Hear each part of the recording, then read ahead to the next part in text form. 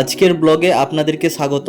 মূর্তি এবং ডুয়ার্সকে বিদায় জানিয়ে আমরা বেরিয়ে পড়েছি কালিম্পংয়ের পথে। ঘড়িতে বাজছে সকাল 9টা আর আমরা এখন মালবাজার ক্রস করছি। আজকে সারা দিনটাই আছে বিশাল অ্যাডভেঞ্চার, সঙ্গে বিশাল বড় পরীক্ষা। দেখি আমরা কত দূর কি এগোতে পারি। আপনারাও আমার সঙ্গে থাকুন এবং ভিডিওটা শেষ পর্যন্ত দেখুন। আমি চেষ্টা করব রাস্তার কন্ডিশন এবং বিভিন্ন ইনফরমেশন আপনাদের সঙ্গে শেয়ার করার। রাস্তার কন্ডিশন এখনও পর্যন্ত খুবই সুন্দর, যদিও আমরা আস্তে আস্তে হাইট গেইন করছি, সেটা চোখে বোঝা যাচ্ছে না। আজকে আমাদের যাওয়ার ইচ্ছে আছে লোলেগাঁও। ইচ্ছে আছে এটা বললাম কারণ সমস্ত কিছু নির্ভর করবে তপনদার ওপর। সামনের রাস্তা খুব একটা ভালো আছে বলে আমার মনে হয় না, তবে আমরা কমফোর্টভাবে যতটা যেতে পারবো ততটাই যাব। মালবাজার থেকে লোলেগাঁও যাওয়ার দুটো রাস্তা রয়েছে, একটা হচ্ছে বাগড়াকোটে হয়ে আর একটা হচ্ছে গরুবাথান হয়ে। বাগড়াকোটে হয়ে যদি যান তাহলে সেখানে লুপ ব্রিজ পাবেন এবং সিনিক বিউটি অনেক বেটার পাবেন। গরুবাথান হয়ে গেলে রাস্তা অনেকটাই লম্বা এবং সিনিক বিউটি এতটা ভালো না। আমরা মনস্থির করলাম যে লুপ ব্রিজ হয়ে আমরা উঠবো, কারণ এই রাস্তার সৌন্দর্য অনেক বেশি। একটা লোকাল ড্রাইভারকে জিজ্ঞাসা করলাম যে রাস্তা কতটা এরকম খারাপ হবে, তো বলল বেশি না, 1 থেকে 1.5 কিলোমিটার খারাপ আছে, তারপর লুপ ব্রিজের কাছ থেকে রাস্তা খুবই সুন্দর। এখান থেকে লুপ ব্রিজ শুরু হয়ে গেছে, আপনারা হয়তো বুঝতে পারছেন না কারণ এটা নিচের পোর্শন বলে। আমরা যত উপরে উপরে যাব তত রাস্তার সৌন্দর্য বাড়বে, আপনারা খুব ভালোভাবে বুঝতে পারবেন। এখান থেকে ব্রিজটা কত সুন্দর লাগছে দেখুন। আমরা যত উপরে উঠব এর সৌন্দর্য আরও বাড়বে। সঙ্গে থাকুন, দেখতে থাকুন। পাহাড়ের প্রত্যেকটা টার্নিং মানুষকে প্রেমে পড়িয়ে দেয়, আর এখানে সৌন্দর্য তো আরও বেশি। সঙ্গে পাহাড়ের টার্নিং আর তার সঙ্গে লুপ ব্রিজ, দুটো মিশে একাকার। এখানে আসার পর আর এটা দেখার পর নিজেকে ভাগ্যবান বলে মনে হচ্ছে, কারণ এত সুন্দর ভিউ আর তার মাঝে এরকম ব্রিজ সত্যি আগে কখনো দেখিনি।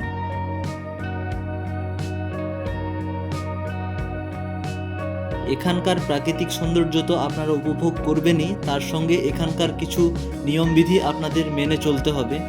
যদি আপনারা নিজে ড্রাইভ করে বা বাইক রাইডে আসেন তো আপনাদের অবশ্যই কিছু নিয়ম ফলো করতে হবে, যেমন যেখানে সেখানে দাঁড়ানো যাবে না, একদম স্ট্রিটভাবে এখানে লেখা আছে। যেখানে সেখানে আপনারা দাঁড়াতে পারবেন না। মাঝে মাঝে পুলিশ রয়েছে, যদি দেখে আপনাদের বড়সড় রকমের ফাইন করে দেবে।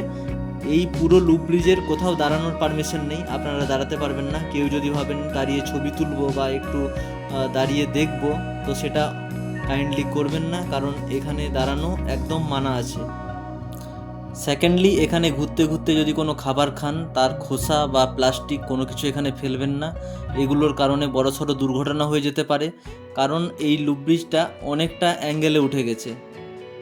শিলিগুড়ি থেকে এই লুপ ব্রিজের ডিস্টেন্স হচ্ছে 44 কিলোমিটার। এটা হচ্ছে একটা জাতীয় সড়ক যার নাম্বার NH717A। চাইলে আপনারা এরকম জায়গাতে দাঁড়াবেন যেখানে লোকাল গাড়ি দাঁড়িয়ে আছে এবং দোকানপাট আছে। লুপ ব্রিজ ক্রস করে আসার পর একটা জায়গায় দাঁড়িয়েছি, এখানে একটু ছবি টবি তুলবো আর এখানকার চারিদিকের প্রাকৃতিক দৃশ্য আপনাদের সঙ্গে শেয়ার করব।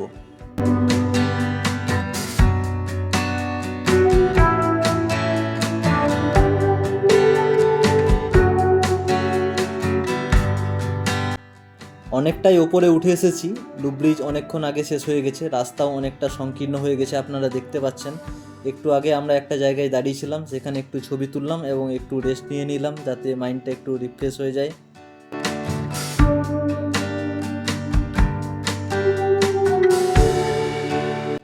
আমি যখন ভিডিও করি বা কোনো ব্লগ করি তখন আমি এটাই মাথায় রাখি যে আমি নিজেকে খুব বেশি দেখাবো না, কারণ আপনারা আমাকে দেখবেন এটা এক্সপেক্ট করেন না। আপনারা দেখতে চান এখানকার রাস্তাঘাট এবং প্রাকৃতিক সৌন্দর্য এবং সঙ্গে ইনফরমেশন। আর আমি সবসময় এটাই চেষ্টা করব যে আপনাদের সঠিক ইনফরমেশন দেওয়ার জন্য, এবং এখানকার প্রাকৃতিক ভিউ যাতে আপনারা বাড়ি বসে উপলব্ধি করতে পারেন, অনুভব করতে পারেন, সেটার জন্য।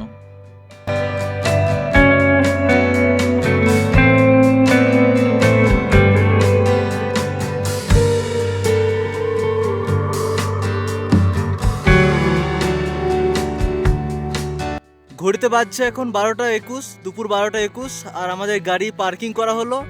আর এর মেন কারণ হলো কাঞ্চাদার দেখা পেয়েছি।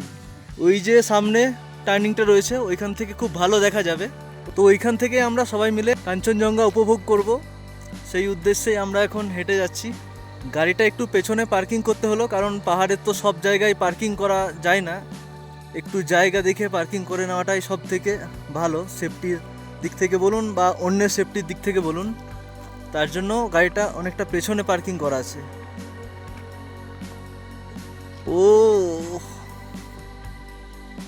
আপনারা দেখতে পাচ্ছেন নাকি জানি না, অনেকক্ষণ পর আবহাওয়া ক্লিয়ার হলো। সকাল থেকে আবহাওয়া পুরো ক্লাউডি ছিল, তো খুব ভালো লাগছে। আমরা এখানে মোটামুটি 4 থেকে 5 দিন এখনও আছি, জানি না প্রত্যেক দিন দেখতে পাবো কি না, কিন্তু যে সুযোগটা এখন পেয়েছি সেই সুযোগটা আমরা হাতছাড়া করব না। মন ভরে এখন আমরা এখানে মোটামুটি 10-15 মিনিট ব্রেক নিয়ে ভালোভাবে দেখব। পাহাড়ে এসে জীবনে প্রথমবার কাঞ্চনজঙ্ঘা দেখার অনুভূতিটা কাউকে বলে বোঝানো যাবে না।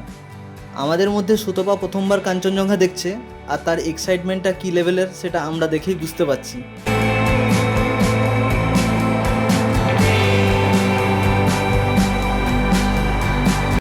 এই ছবিগুলো মনের মণিকোঠায় তো থাকবেই, তাছাড়াও ফোনে যেন সারা জীবন থেকে যায় তার জন্য রেকর্ড করে নিচ্ছি।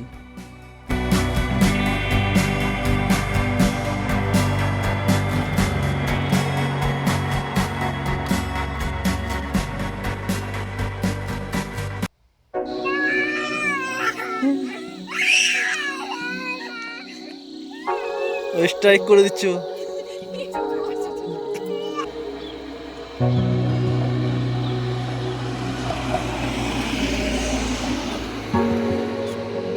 মূর্তি থেকে লোলেগাঁও বা কাফেরগাঁও যদি আসেন তাহলে আপনারা অবশ্যই এই লুপ ব্রিজের রাস্তা দিয়ে আসবেন। রাস্তার বিউটি অসাধারণ, আপনাদের খুবই ভালো লাগবে, আমি গ্যারান্টি দিয়ে বলতে পারি। ঘুরতে পারছে এখন 12:45 আর আমরা পৌঁছে গেছি লোলেগাঁও সিটিতে।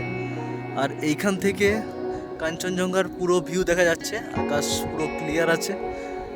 আমাদের গাড়িটা পার্কিং করেছি ওই দূরে সেফটি জায়গায়, আর এখানে যে পার্ক আছে সেই পার্কে আমরা এন্ট্রি করব।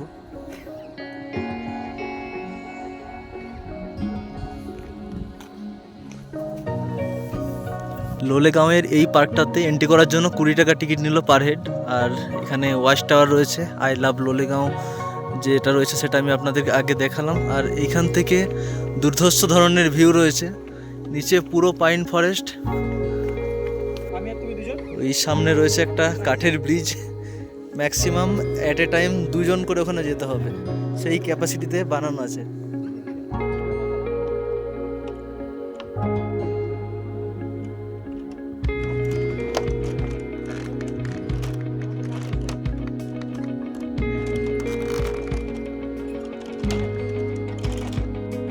অ্যাট এ টাইম 2 জন করে অ্যালাউ করলেও ব্রিজের ওপর যখন উঠলাম তখন দেখলাম ব্রিজটা বেশ নড়বড়ে, এখানে একজন করে যাওয়াই ভালো।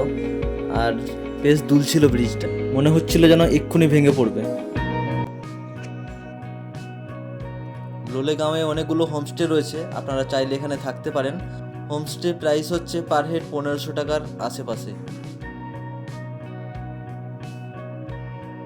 লোলেগাঁও ছাড়িয়ে আমরা চলেছি কাফেরগাঁওয়ের রাস্তায়। আজ আমরা কাফেরগাঁওয়ে থাকবো, রাস্তা বিভৎস খারাপ। কাফেরগাঁও হচ্ছে একটা সুন্দর ছোট্ট পাহাড়ি গ্রাম, সেখানকার সমস্ত ডিটেলস আপনাদের আমি পরের ভিডিওয়ে শেয়ার করব। আজকের ভিডিওটা এই পর্যন্তই থাকলো। ভিডিওটা ভালো লাগলে চ্যানেলটাকে ফলো করে রাখবেন। ভালো থাকবেন, সুস্থ থাকবেন। ভিডিওটা দেখার জন্য ধন্যবাদ।